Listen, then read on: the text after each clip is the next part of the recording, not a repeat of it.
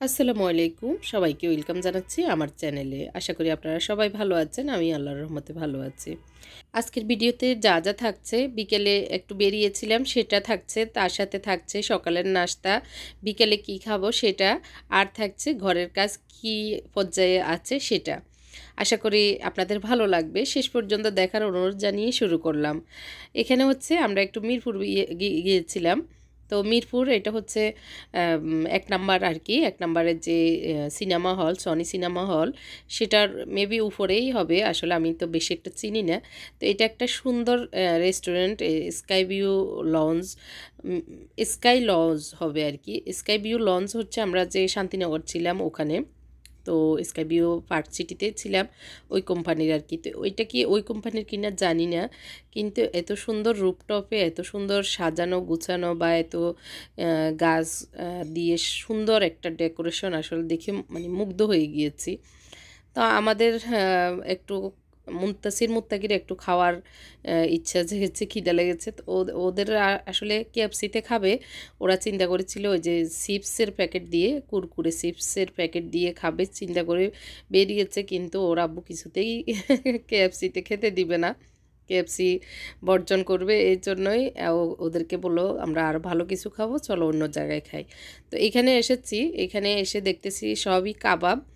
তো গরম গরম ভেজে দিচ্ছে ফিশ কাবাব, তারপরে চিকেন বিফ সবই। তো ওরা মেনু দেখতেছে, মেনু দেখবে আর কি। তো আর আমরা ঘুরে ঘুরে পুরো একতলা দুতলা পর্যন্তই রুপটপের বিভিন্ন সুন্দর সুন্দর বসার জায়গাগুলি, গাছের নিচে যে ঝুলন্ত এই বারান্দা টাইপের এই খোলা জায়গা, তো এদিকে অনেক সুন্দর একটা ভিউ। আর সাজানোটা খুবই সুন্দর ছিল। এক নাম্বার সনি সিনেমা হল যেটা, ওইটার মানে আড়ংয়ের যে অপোজিটে আর কি। তো যারা মিরপুর থাকেন তো চিনেনি, আমরা একটু দেখে মানে খুব ভালো লেগেছে এটা আর কি। নতুন অবস্থায় দেখেছি, নতুন দেখেছি আমরা, নতুন অবস্থা না। তো এই আর কি, সুন্দরই লেগেছে। তো এটাতে বসবো একটু, দেখি যদি ওদের পছন্দ মতো খাবার হয় এখানেই খাবো এটা আর কি। কারণ ওরা আশা করি বেরিয়েছে চিকেন ফ্রাই খাবে কেএফসির আর কি। তো ওরা জোর করে নিয়ে আসছে, তো ওরা দেখতেছে মেনুটা কি কি আছে, তো অর্ডার দেওয়ার জন্য চেষ্টা করছে এই আর কি। কিন্তু মুনতাসির মুত্তাকির কিছুতেই কাবাব টাবাব খাবে না। ওরা বসে দেখছে, কিন্তু মানে ফ্রাইয়ের কোনো কিছুই নেই।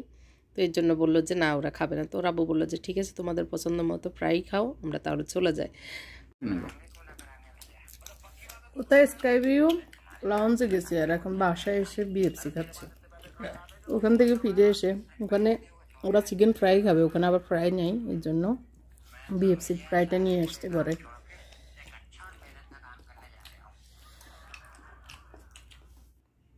তো ওরা আসলে প্রায় তার সাথে আবার রোলও এনেছে, তো আমরা সবাই মিলে খাচ্ছি।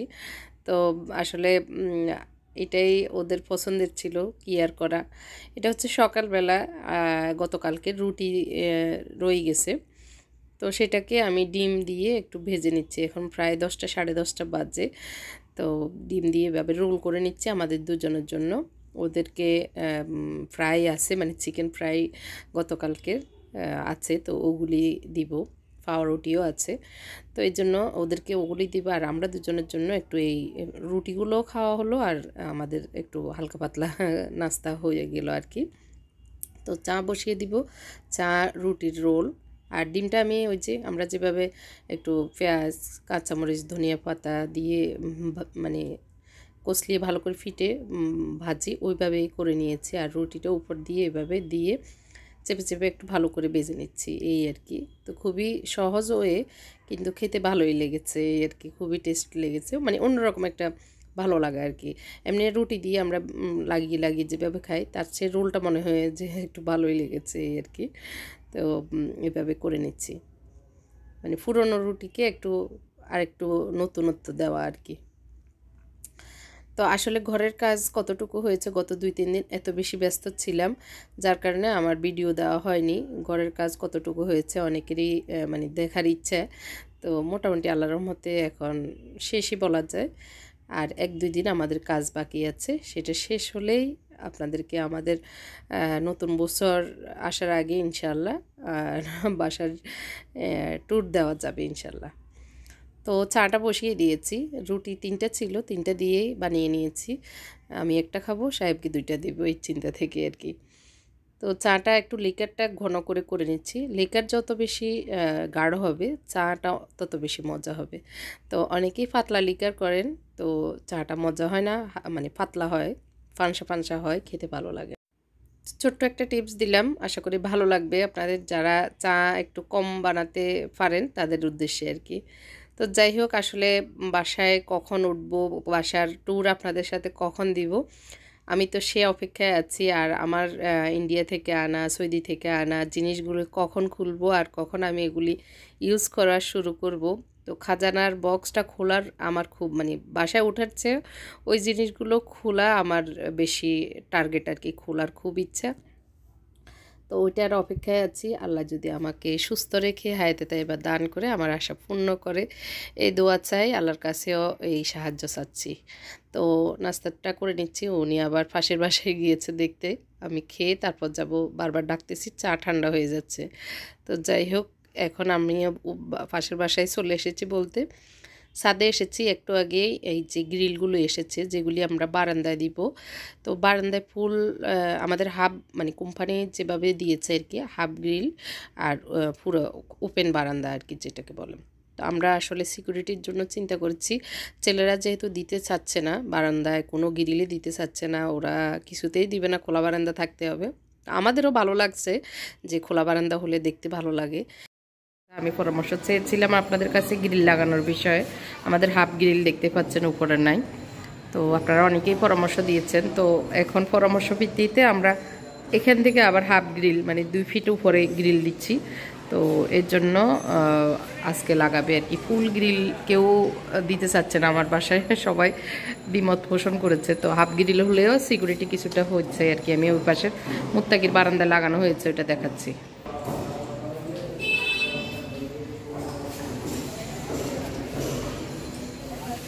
এই যে এরকম হাফ গ্রিল করে ফেলছি আর কি, এখন আমার হাইটের থেকে উপরে উঠেছে আর কি। তো এটা দেওয়াতে আমাদের খোলা থাকার যে অপশানটা সেটা হলো, আবার সিকিউরিটিটা হলো। আর এদিকে হচ্ছে 1 ফিট আমরা বাইরে রেখেছি, যাতে আমি কোনো গাছ টাছ লাগাতে চাইলে বা কিছু রাখতে চাইলে, গাছ দিলে দিব, না দিলে নাই, এরকম হলেও করা যাবে। আমি স্পেসটা পেয়েছি, এটা হলো বিষয়। যেহেতু আমি টপ ফ্লোরে, যে টপ ফ্লোরে নিয়েছি বাসা, তো এইটা আসলে নিচ থেকে দেখাও যাবে না, আবার এই সুবিধাটাও নিচের দিকে আবার নেওয়া যায় না। তো এই জন্য সুবিধা এটাও একটা, টপ ফ্লোরে নেওয়ার। তো এটা আমি গ্রিলটা একটু বাঁকা করে এভাবে লাগিয়েছি, নিচ থেকে দেখতে ভালো লাগবে আর কি। আমার কিচেনের যে গ্রিলটা সেটাও এরকম বাঁকা, ওটা ফুল আর এটা হলো হাফ। তো আপনারা অনেকেই পরামর্শ দিয়েছেন, পরামর্শ মতো গ্রিল লাগিয়ে নিয়েছি। আর এই যে বাটিগুলি রং করে রেখেছি, এগুলি এখন সেট আপ করবে কারেন্ট মিস্ত্রি আর কি, এগুলি কারেন্টের একটা লাইট। এরপরে এটা হচ্ছে বিকেলের আসলে দৃশ্য। আর দুপুরে যে রান্না করেছি, মেহমান ছিল 2জন, তো সেটা আগামী ব্লগে দেখাবো। টুকটাক যা রান্না করছি, কারণ করেছি আর কি, কারণ এই ব্লগে দেখাতে গেলে ব্লগটা বড় হয়ে যায়, তো এই জন্যই আমি আর দিচ্ছি না। এখানে আমি একটু তেলের পিঠা বা পোয়া পিঠা যেটাই বলি ওইটা বানাবো, মুনতাসির ডিমান্ড করেছে এই পিঠা খাবে। তো একটু লবণ আর একটু দিয়েছি বেকিং পাউডার, আর হলো চিনি, এগুলি দিয়ে, আর এগুলি হচ্ছে আটা, মানে ময়দা না আটা। তো এগুলিতে একটু ভালো করে শুকনো অবস্থায় নেড়ে চেড়ে দিয়েছি। এখন পানি দিয়ে দিয়ে একটু এইটাকে পাতলা একটা ডো তৈরি করে নিব আর কি। তো এই পিঠা বানানোটা খুবই সহজ, সবাই সবার ঘরেই বানান। তারপরে আমি আজকে বিকেলের যে নাস্তাটা বানিয়েছি সেটা আপনাদের সাথে শেয়ার করছি। তো একটু মিক্স করার পরে একটা ডিম দিয়ে দিয়েছি, আর ডিমের উপরে যে ইয়ে থাকে, কি যেন একটা ছোক টাইপের, ওইটা ফেলে দিয়েছি এই আর কি। আরও একটা দেখা যাচ্ছে মনে হচ্ছে। তো এগুলি ফেলে দিলেই দেখতে মানি না হয় কীরকম লাগে আর কি। তো ভালো করে মিক্স করে নিচ্ছি, আর বেশি পাতলা করব না, এটুকুই মানে ঘন রাখবো আর কি। তো মিক্স করাটাই এখানে আসলে মেন বিষয়, অনেকক্ষণ নেড়ে চেড়ে লামসগুলি যাতে চলে যায় সে পর্যন্তই মিক্স করে নিয়েছি। তো বাকিটা আর একটু মিক্স করে, তা এখন তেল গরম দিয়ে দিয়েছি আর কি। এখন আস্তে আস্তে বানিয়ে নিব। তো একটু পাতলা করে করেছি যাতে করে একটু মসমসে হয় চারিদিকে, আর একটু চাউলের গুঁড়া দিলে আর একটু ওই যে ফুলে ফুলে ওইটাও হতো আর কি। তো এখন একটু পাতলা পাতলা হচ্ছে এই আর কি। তারপরে এই পিঠাটা সাইডের দিকে একটু মচমচে হয়, মুনতাসির ওইভাবে খায়, আর একটু নরম নরম হয় আটার কারণে খেতে ভালোই লাগে। আর ঝটপট হয়ে যাচ্ছে, আমি উঠিয়ে নিচ্ছি সবগুলো পিঠা।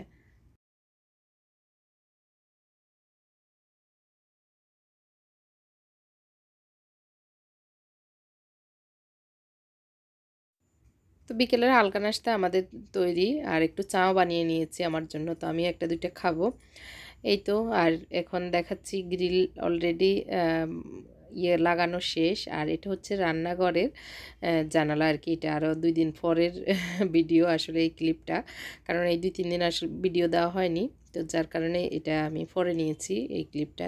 রান্নাঘরের সাইডে যেই গ্রিল লাগানোর কথা সেটা লাগিয়ে নিয়েছে, আর সবগুলো বারান্দায় রঙের কাজ শেষ, মানে গ্রিলের রং করে ফেলেছে। মোটামুটি আসলে আমাদের ঘরের কাজ 95% শেষ, আর 5% হয়তো হালকা পাতলা ফিনিশিংয়ের কাজ বাকি আছে এই আর কি। তো এই ছিল আজকের ব্লগ, কেমন লেগেছে কমেন্ট করে জানাবে।